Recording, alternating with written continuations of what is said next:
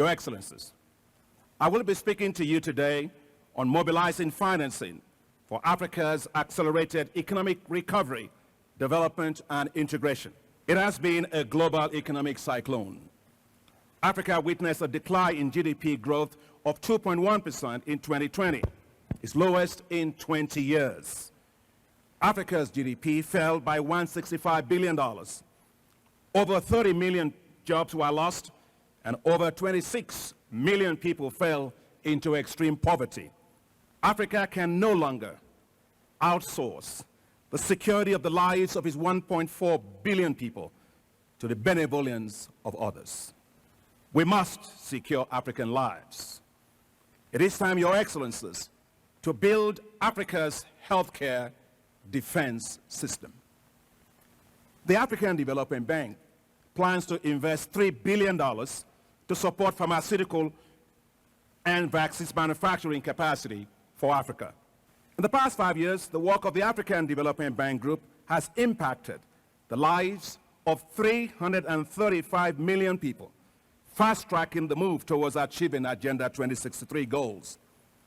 The bank is investing heavily in renewable energy. This includes the world's largest solar power system in Morocco. The bank is also implementing a $20 billion desert-to-power initiative to develop 10,000 megawatts of solar power for the Sahelian zone of Africa in order to provide electricity for 250 million people. This will become the largest solar zone in the world. The bank is working to establish an African just energy transition facility that will support transition from coal and heavy fuel oil into clean energy. Developed countries need to meet their $100 billion commitment on climate finance to support the developing countries. The issuance of special drawing rights SDRs, Your Excellencies, of $650 billion by the International Monetary Fund has helped substantially.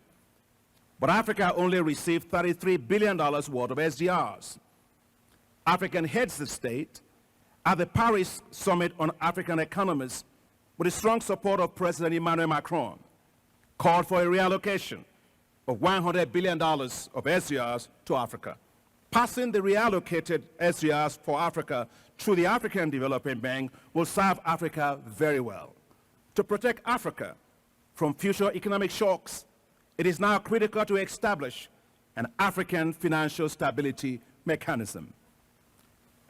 Africa is the only region of the world that has no liquidity buffers to protect the continent against shocks. African economies must be protected. We need more resources to finance Africa's low-income countries, especially those facing fragility. The African Development Fund, the concessional institution of the African Development Bank Group, has helped to support these countries with $8.5 billion in the past 5 years alone. However, more resources are needed to meet the rising needs of these low-income countries. I wish to request the strong support for the 16th replenishment of the African Development Fund later this year. We must build a better future for our youth. It is time to create a youth-based wealth all across Africa.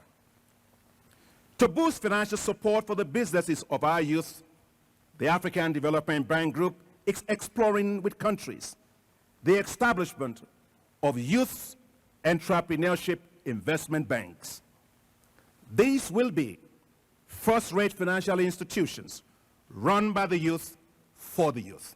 Your Excellencies, to unleash the business potential of women, the bank's Affirmative Finance Action for Women in Africa, called AFAWA, is mobilizing $5 billion for women businesses. Our vision is clear. When women win, Africa wins. Now let us surge forward, overcoming challenges in our way, with our eyes firmly focused on the goal, the Africa we want. A new Africa is emerging. Just as the eagle soars above the storms, so will Africa soar and achieve its destiny. Africa is destined for greatness.